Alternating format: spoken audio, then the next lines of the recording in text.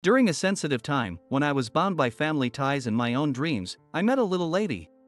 She changed my life profoundly. My name is Jake, and I turned 36 this year. For a while, I had been away from the US for personal reasons, but I recently returned. After a long time, it feels like everything in the US has changed, yet nothing has changed at all. One thing I can say for sure is that my hometown hasn't changed at all. My family home was at one of the many summer resorts in the US. It's not a well-known place, so only those who know are familiar with it. There are a few scattered B&Bs and one small, long-established hotel. There are also a few private vacation homes. Nearby, there's a ranch where my dad worked. My mom runs a small cafe. I returned to the US because I received a letter from the father of a friend who owns the old hotel. The letter said that the head chef, who had worked there for years, had collapsed, causing chaos in the restaurant. His son, my childhood friend John, was supposed to be training under the chef, but it seems he didn't get along with him and left early. Although John returned to the restaurant due to the emergency at home, he tried to make changes in his own way, confusing the long-time regular customers. I don't think the customers who come to this timeless place for peace are looking for change. Besides, I owe a big debt to John's father, the hotel owner. That's how I found myself back in the hometown I thought I'd never return to. Before going home, I stopped by the old hotel where I planned to work. To my surprise, the elderly concierge remembered me and immediately guided me to the owner's office. "You remembered me well," I couldn't help but say. He smiled quietly in response. As I stood in front of the owner's office, I heard a familiar voice from inside. But it was rather yelling than a calm voice. "What? Why did you hire Jake? Didn't you say I'd be fine on my own? Even if a few chefs quit, I can handle it." It seems hiring me was the owner's decision alone. And it appears I am an unwelcome guest to John. I sighed softly and knocked twice. Without waiting for a response, I opened the door. Hey, let's keep it calm. Your father-son argument is echoing down the hall," I joked as I walked towards them. I hoped to lighten the mood, but it had no effect. Despite our long-awaited reunion, John glared at me. "You came running back just because my dad called? Training in France? You probably got tired of it and came back because it was convenient." He spat out, and I shrugged. The gesture was neither an affirmation nor a denial. But John seemed to take it as an affirmation. He scoffed derisively. "Well, what's done is done. My dad called you back, so work under me and try to catch up to my skills." John said this with a nasty smile. It seemed like his personality had twisted during the time we hadn't seen each other. He used to be short-tempered but warm-hearted. He planned to place me under his control in the kitchen. I decided to observe the situation for a while. "Guess I'll see what you've got. You're the head chef, so I'll be counting on you, John." When I extended my right hand, John looked a bit surprised but firmly shook it. John's dad looked somewhat relieved as he watched us. I felt like I had repaid a small part of my debt to him. I had already decided not to go back to my family home and to stay in the employee quarters of the hotel. It's not that I dislike my parents. I feel guilty and uneasy about seeing them in this small resort town.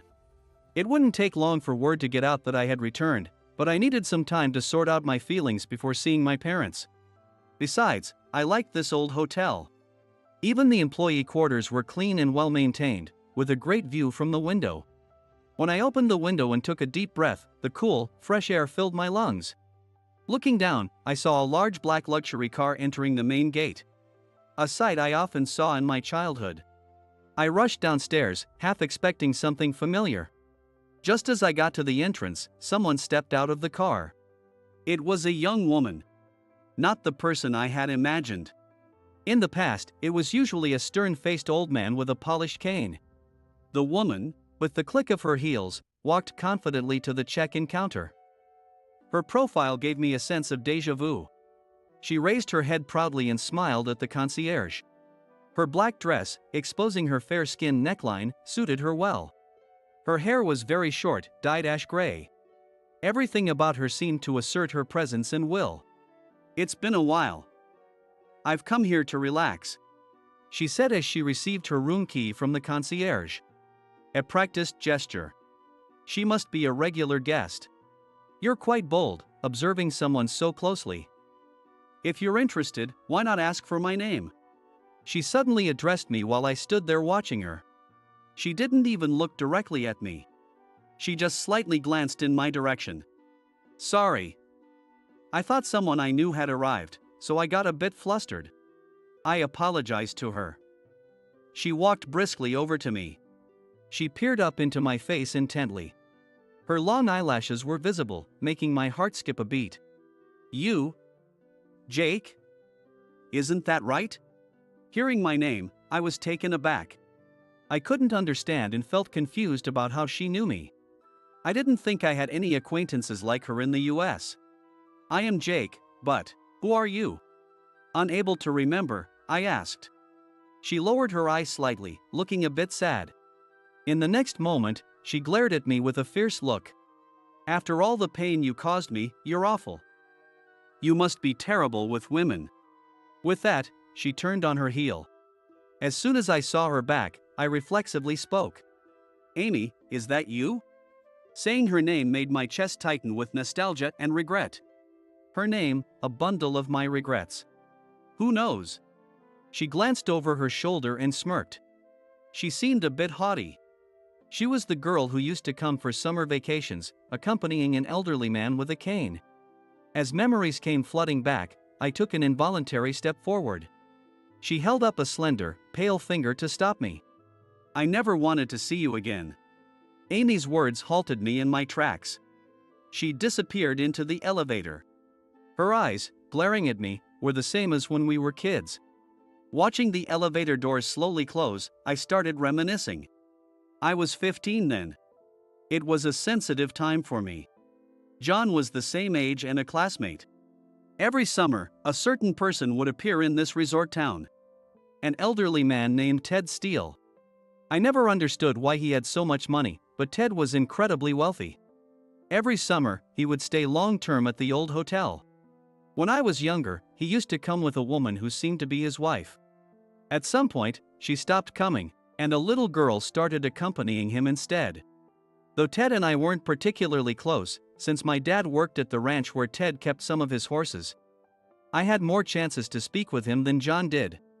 I don't remember any special conversations. Mostly small talk about the weather or the horses. As I recalled more, memories kept resurfacing. On that day when I was 15, I had a huge fight with my dad. Talking about my future, things got heated. My dad assumed I would naturally take over the ranch work. When I was younger, I didn't mind that idea. But by then, I had a small dream. A dream I thought would never come true, yet cherished like a precious treasure. Being denied the dream so harshly, I lost my temper and grabbed my dad, who threw me off. My dad was strong, and I was still weak. Ted, watching us from a distance, laughed heartily. My dad and I realized for the first time that our fight had an audience. Father-son fights are fine. Just don't get hurt, he said, approaching and patting my dad on the back. Jake is your treasure, right? A small mistake can make you lose that treasure forever. Don't end up like me. Ted spoke gently to my dad. His words seemed weighty, though I didn't understand them at the time. Perhaps my dad did, as he responded quietly, "You're right." I remember seeing Amy on a golden chestnut-colored horse, riding as if it were an extension of herself. Amy didn't compete in equestrian events. She simply enjoyed horse riding. Ted had given Amy a horse just for her enjoyment. She's really good. Doesn't she compete in equestrian events? I asked Ted curiously. He said, I let Amy do as she pleases. I couldn't understand why Ted spoiled Amy so much. I found it a bit irritating, thinking he was just indulging his granddaughter's whims. Thanks to Ted's intervention, my fight with my father ended unresolved. That night, since it was summer break, John and I were out late in town. On our way back, we saw someone in the stable. It was past working hours, and the lights were usually off by then. Curious about who it could be at such an hour, John and I headed towards the stable. The stables were dim, and the horses, half asleep, twitched their large ears at our footsteps. A light flickered at the back of the stable. There, in front of one of the stalls, sat a girl hugging her knees by a lantern. It was Amy. She must have had dinner at the hotel restaurant. She is wearing a dress that could be considered formal. Without caring about the hem of her seemingly expensive dress, she sat down on the ground. She is gazing intently at the horse she rode during the day, which appears to be sleeping in the stall. The lantern's flickering light cast a serious expression on Amy's face. "Amy, what are you doing here at this hour?" She was about 7 or 10 years old at the time. Still an elementary schooler. To me, she was like a bratty little sister who showed up every summer. John felt the same way. "Leave me alone." Despite my concern, her reply was curt, making me bristle. She often had a haughty attitude, but that night it was even more noticeable. It felt like she was kicking my kindness aside. "Hey! That's no way to talk. We're worried about you. It's pitch dark out, you need to get back to the hotel." I can't speak loudly because the horses are sleeping. I scold Amy in a low voice. Amy looked back at me with disdain. "I'm fine with the lantern. I'm always alone, so I'm used to it. I'm different from you too." Her mature tone surprised John and me. Even our classmates didn't talk like that. But coming from Amy, it somehow made sense. "Still, we can't just leave you alone. Let's walk you back to the hotel." John knelt beside her, speaking gently. Amy looked like she was about to cry, then nodded yes slightly. With her in the middle, we held her hands and walked back to the hotel. I made sure to tell my mom where we were going. I didn't want to worry her. I still remember Amy watching me and my mom talk through the window. Holding my hand in her right, and John's in her left, she looked unusually childlike, happily swinging our arms and looking up at us. Is holding hands that fun? Didn't your mom and dad do that when you were little? Feeling a bit embarrassed, I muttered without looking at her. At that moment, Amy let go of my hand. Surprised by the sudden loss of her warmth, I stopped in my tracks. "Hey! What's the big idea?" I shouted, irritated as Amy shook off my hand and continued walking with John. I couldn't help but raise my voice. I was happy to hold hands because I don't have a mom or dad. Why ruin it with such a comment? Do you even know what tact is? Amy turned to face me. She no longer looked like the little girl from moments before. She looked surprisingly mature and attractive. She had the expression of someone who had given up on everything, as if she knew the end of her life was near. Even though she was still an elementary school student. "I'm sorry. I didn't know." I rushed forward and firmly grasped her small hand again. I was nervous she might pull away, but instead, she squeezed my hand tightly. "Fine. I'll let it slide today because I'm in a good mood. But remember, there won't be a second time." She turned her nose up in a haughty manner. John laughed as he looked at us. "Jake, you can't go against Amy now." I clicked my tongue in annoyance at John's remark. But it didn't really bother me. Walking hand in hand under the bright moonlight with an old friend and a little princess wasn't bad. "So, you don't have a mom or dad? When I grow up, I'll be your family." John's words made Amy look up at me with a slightly dissatisfied expression. "What about you, Jake?" "I want you to be my family." Amy looked up at me with unexpected seriousness. Her earnest expression made my heart skip a beat. "If you remember this promise, we'll be family." The words came out of my mouth unconsciously. Amy smiled brightly and said, "Promise." We arrived at the hotel all too quickly, and I felt a tinge of disappointment. John's father, who was worried because we were late, was standing at the entrance. Seeing us, he sighed in relief and waved us in. Then he instructed us to go to the main dining room, saying, "I've prepared a late-night snack." A place we rarely entered due to the dress code. I instinctively look at my clothes and say, "I can't go in. There are no guests at this hour." "It's fine." John says this and quickly walks ahead. For Amy, this old hotel was like her home. She led the way to the main dining room. Feeling a bit out of place, I followed them. In moments like these, I felt the stark difference between John and me. John, the only son of the hotel owner, and me, the son of parents who worked at the ranch. This was what lifestyle disparity felt like. Basically, I was the poor kid, and John was the rich kid. I usually didn't mind, but moments like these made the difference clear. In the main dining room, we were directed to a central table covered with a pristine white cloth. John pulled out a chair for Amy. She sat down gracefully. Once we were all seated, the head chef brought out sandwiches and soup. The soup was served in a steaming white mug instead of a bowl. The head chef smiled warmly at us, saying, "Don't stay out too late." When he smiled, wrinkles gathered at the corners of his eyes, making him look even more kind-hearted. I really liked him, and sometimes I would secretly watch him work from outside the kitchen. The sandwich had cucumbers in it, and the simple yet perfect taste was incredibly delicious. The soup was unlike anything I had ever tasted before, making me open my eyes wide in surprise. Delicious, right? I love this soup too. I always asked to drink it in a mug instead of a bowl, but Grandpa Ted said it was bad manners.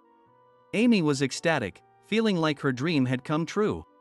She held the mug with both hands, savoring the warmth. Occasionally, she lifted it high and gazed at the steaming soup with sparkling eyes. "What kind of soup is this?" "It's mushroom soup. It's my favorite."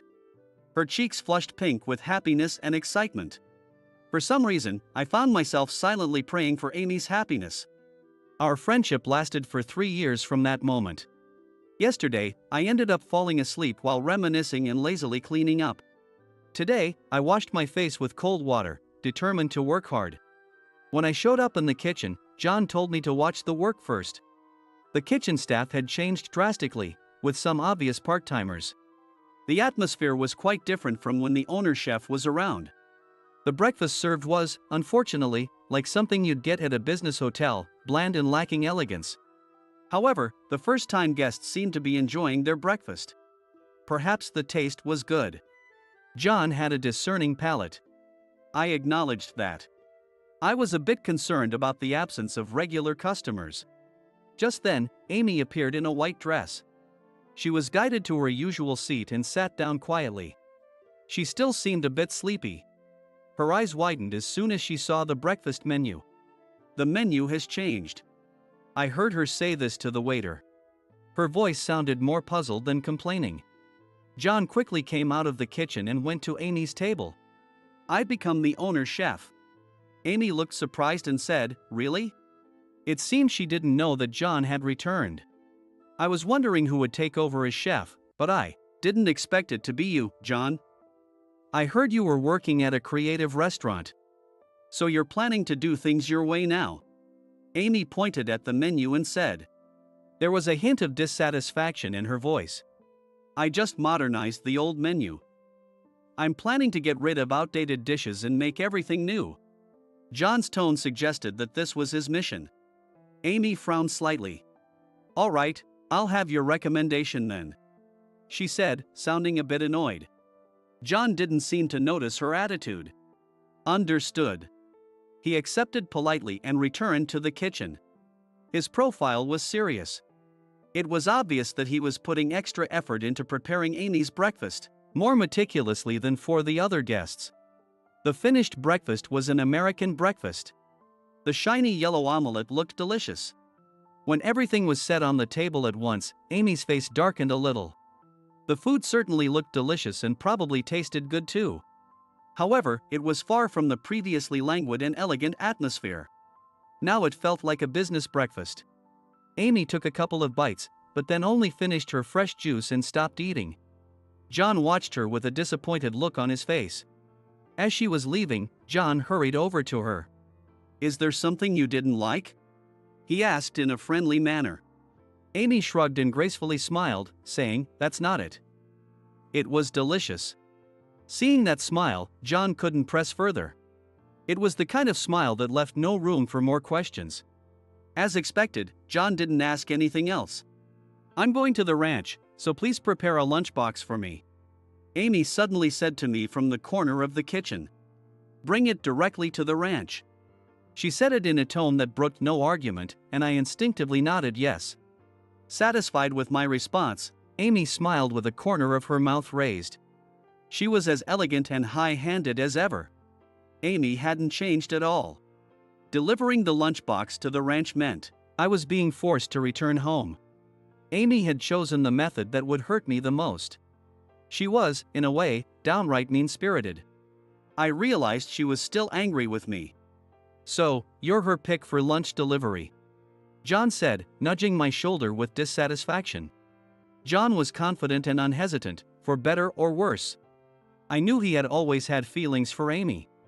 "Well, it's the princess's order, so I have no choice. She'll probably just take a bite of the lunchbox and then criticize it." I shrugged, and John, unusually lacking in confidence, muttered, "We'll see." I immediately set to preparing the lunchbox. A square lunchbox made from grapevines. It was Amy's favorite. It had probably always been exclusively for her. As soon as Amy ordered the lunchbox, it was placed on the counter. The elderly chef, the last person who had worked under the previous owner chef, had prepared it. Honestly, it was surprising he stayed under John. "Thank you," I said to him and let my imagination run wild. I didn't want to surprise her. I just wanted her to say it was delicious. And if I could be greedy, I wanted her to forgive my sin. With those thoughts, I began cooking. John watched me silently from a chair in the kitchen. His serious expression, not missing a single move. John had his pride as a chef too. Even though he had mocked me when we first met, he must have been dying to know how good I was. I tried not to be conscious of John's gaze, but I was still nervous. Still, I put all my current skills into preparing the lunchbox. Just before noon, I arrived at the ranch, and Amy was walking the old horse in the pasture. It might be difficult for the horse to run like it used to. It seemed they hadn't bought a new horse. John also accompanied me to the ranch for some reason. "In the middle of cooking," he said, "make one for me too." So now there were 2 lunchboxes. Amy noticed us climbing the hill and stopped the horse by pulling on the reins. She must have noticed someone climbing the hill leading to the ranch from that movement. The person by the fence turns to look at us. My legs froze instantly. The person who turned around was my father, whom I hadn't seen in years. His hair, once black, was now visibly white even from a distance. I thought time had stood still, but time had passed equally for everyone. He noticed me too and looked surprised even from afar. I saw him call out towards the house. He was probably calling my mother. I took a deep breath and walked up the hill, step by step. I knew I would have to face this someday, but this was happening too soon. By the time I reached the ranch, I was sweating profusely from the tension. "It's been a while. Can I say I'm back?" I said to my father, who was silently staring at me. My mother, who rushed out of the house, looked like she was about to cry. My chest hurt terribly, realizing how disrespectful I had been. My mother seemed to be waiting for my father to say something, praying silently. But my father remained silent for a long time. I wondered if time couldn't heal all wounds after all. Just as I was about to leave the lunchbox and go, a voice came from above my head. "Leaving without serving?" Amy dismounted the horse and handed the reins to my father.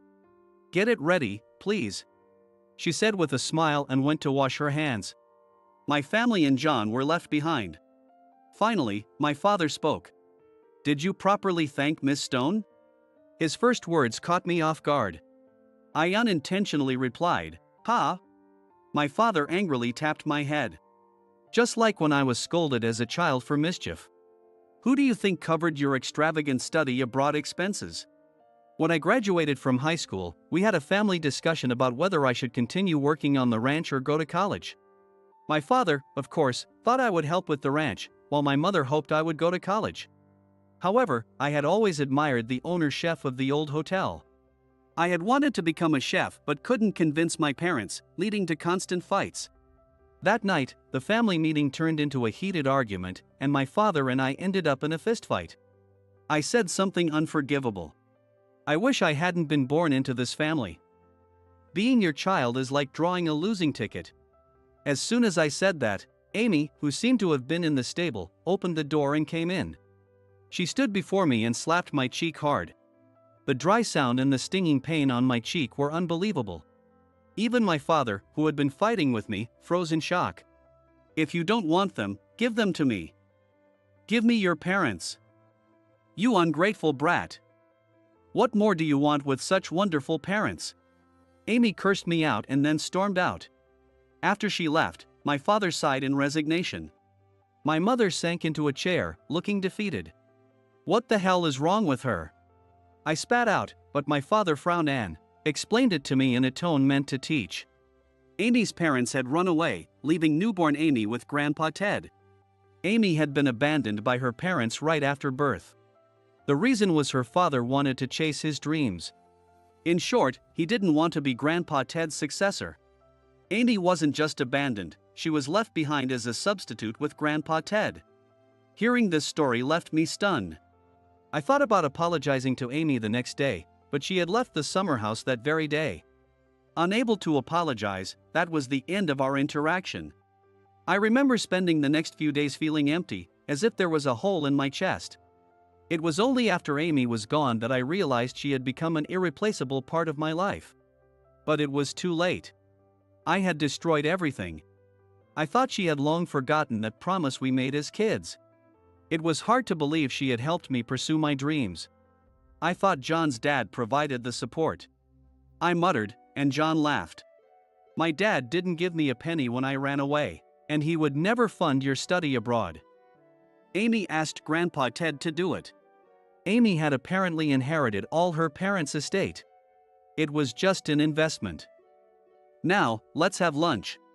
Amy appeared during John's explanation and said. Not knowing what to say, I silently prepared the lunchbox.